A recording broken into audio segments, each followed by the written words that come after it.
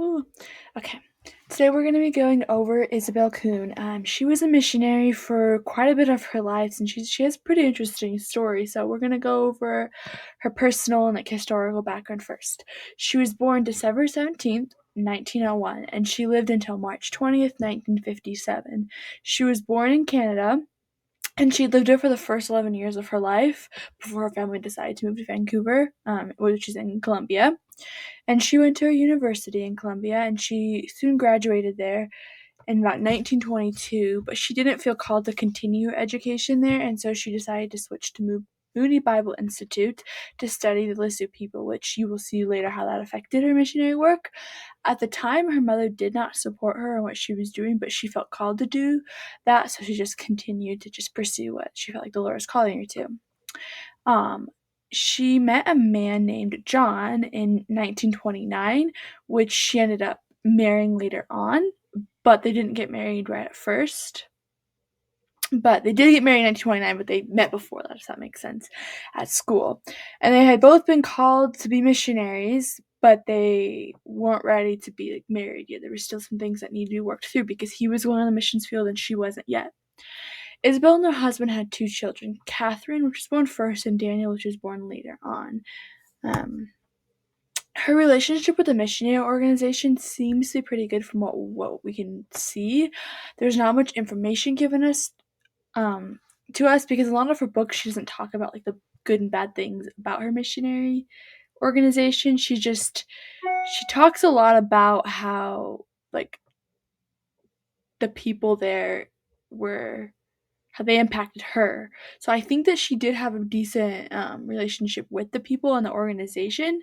But something really cool is this quote that I found. It says, "Today there are 200,000 Lisu Christians, part of a legacy left by Isobel and other missionaries laboring among the Lisu. She to this day makes an impact on Lisu people because of her dedication to sharing the gospel." So that itself gives enough evidence that obviously her missionary jobs that she did leave some sort of a legacy. Like whether the relationships were perfect or not, there was still there were still people who came to Christ because of it, which is amazing. Her mission field locations and conditions. China wasn't an easy country to live in because the culture does not welcome other cultures very well. According to another article I read about her, both Isobel and the family had to leave the country for a time being during some potential dangerous times, which we're going to go over a little bit more. And a quote says, "The Kuhns were able to return to their work before too long, but they were forced out of the China after the communists took power in 1949. So they had to go back and forth for a little bit, and then they were finally back, and then they had to leave. So it was probably a lot of back and forth, being like, okay, God, what are we supposed to do?"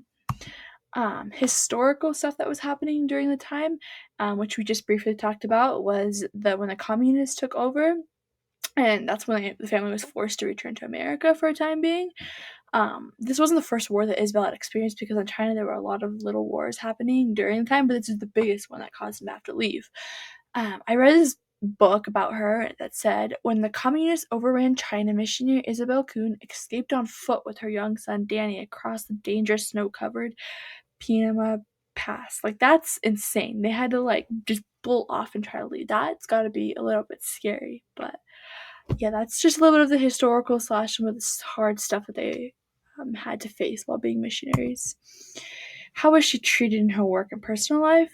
There's not much information on that because she didn't like to focus on how she was treated. She liked to focus on how the people around her um, were feeling and stuff. I believe that this is because of her approach to Christianity. In all her books, she was constantly writing about how great the Lisu people were and how much they encouraged her. She was treated differently, obviously, than she would have been treated when she was back at home because the Chinese culture does things way differently than America or any other country does things. So obviously, it wasn't the same, but she didn't like to complain or anything about that.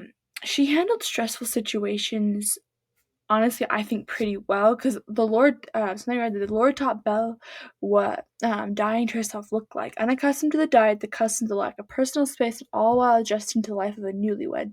Belle was faced with the cost of leaving the comforts at home. So a lot of stuff was happening at once, but because the Lord was working through her, the Lord was teaching her, she was able, I think, to have peace throughout it. Even though there were definitely hard times and stressful times, having the peace of knowing that that's where the Lord called her, I think helps.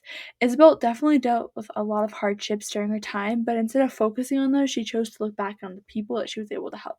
All the list of people that like would not have heard about Jesus if they had not come in. She chose to like thank God for that instead of focusing on the stressful stuff.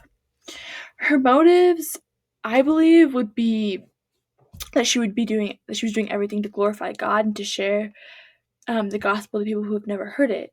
She prayed, God, if there be a God, if you prove it to me that you are, and if you give me a peace, I will give you my whole life. That was a prayer that she had prayed when she was a new Christian, when she was dealing with like depression, suicide. She prayed that prayer, and afterwards she dedicated her entire life to the Lord. That picture is just a picture of her with some of the missionaries in China. I think that she adjusted to the culture in China as most people would. Like, it's very different. It's not something that any of us could adjust to probably pretty easy. One of the hardest things for her was giving up her privacy because in China they have a lack of like their own personal space. Like in America, that's a huge thing, but there, it just wasn't something that was culturally normal. When she first arrived, she dealt with the fact that many of the women had bugs, fleas, and lice. In the culture she grew up, this was not common at all for anyone. But in China, where she was living, almost everyone dealt with these issues. And after some time, she found that she could forget the bugs and love the woman, which is so cool that she was able to put aside her own things and just focus on them. How did she adjust the language? She arrived in China when she was had just finished school a couple years before that, so she had known a little about the culture. But her first like year or two that she was there, she focused on like the language, the culture, and just like getting to know the people. So I think that she adjusted pretty fast because a couple years after arriving in China, her husband and her started translating the Bible, which means she would have had to have adjusted because you can't translate the Bible unless you know the language. So that just I just would assume that she got it down pretty fast, which is really cool. Um, Isabel died in 1957 when she was 55 years old. She got diagnosed with cancer in 1954 when she was 52 years old, and as Isabel battled with cancer for the final 2 years of her life, she managed to write 5 books, which is so cool that she was able to write letters and books about her experience in China and just everything that had gone on. So it's super duper cool just to see how much the people in the suit impacted her life and how much she impacted them.